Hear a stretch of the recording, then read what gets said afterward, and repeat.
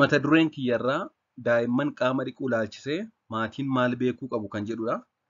Mee daa'imman erga dhalatanii guyyaa meeqa yookaan sa'a meeqa booda qaama dhiqachuu qabu?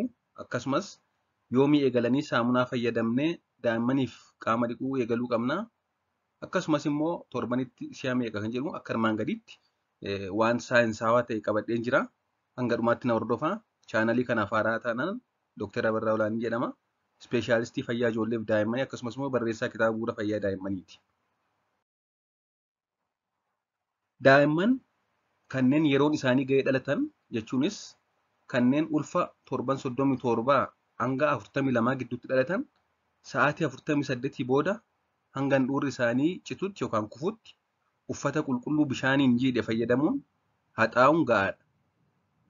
Sa'a 48 hanga handhuurri isaanii citee bu'utti yookaan irraa kufutti bishaan xiqqoo ho'een fooxaa jiisnee yookaan uffata jiisnee qaamarraa haxaa'uun qofti gahaadha. Bishaaniin dhiquun kan barbaachisu jechuudha.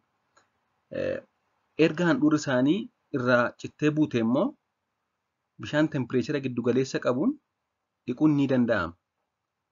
Yeroo hedduu handhuurri kan citee bu'u naannoo torban lamaadha. Torban lamaa booda erga handhuurri citee bu'ee booda bishaan tempireechara giddugaleessaa qabuun qaama isaanii dhiquun ni danda'ama jechuudha. Akkasumas daa'ima tokko torbanitti si'a 2 yookaan si'a 3 kan turtii daqiiqaa 5 hanga 10 hin caalle yookaan hin fudhanneen dhiquu qabna. Torbanitti si'a 2 si'a 3 yoo ta'e gahaadha. Haa ta'u malee daa'imni itti toleennaan fakkeenyaaf galgala yoo dhiqne daa'imni dafee rafa taanaan hin jaallata taanaan isaa olii dhiquu dandeenya. Haa ta'u malee giddu galeessaan torbanitti si'a 2 hanga 3tti gahaadha. Sababni isaas daa'imman sireerra oolu waan ta'eef umurii kanatti hin xuraa'anii akkasumas immoo yeroo qaama dhiqnu rigaa ooluu hin qabnu daqiiqaa 5 hanga daqiiqaa 10 qofa dhiquu qabna jechuudha. Dabalataanis kan maatiin beekuu qaban ji'a jalqabaa saamunaa fayyadamuun hin barbaachisu. Hanga handhuurri citutti fooxaa bishaaniin jiidhe qofaan irraa haxaa'uudha.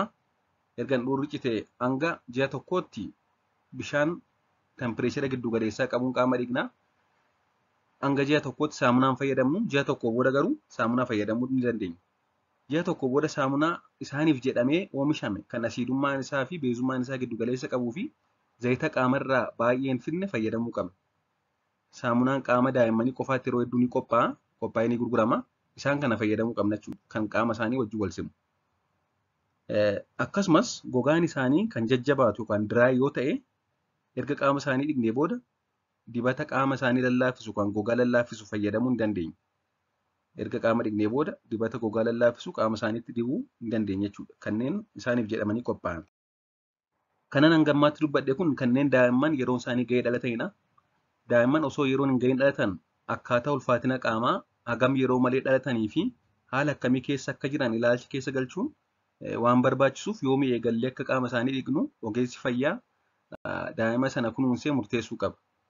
Kanaaf kan beekuu qabnu kanneen yeroo malee dhalatan ogeessa fayyaa daa'ima sana argitu murteessa jechuudha. Kanneen yeroon ga'ee dhalatan garuu akka armaan olitti caqasedha. Waan na hordoftaniif hedduu galatooma. Turtii gaarii.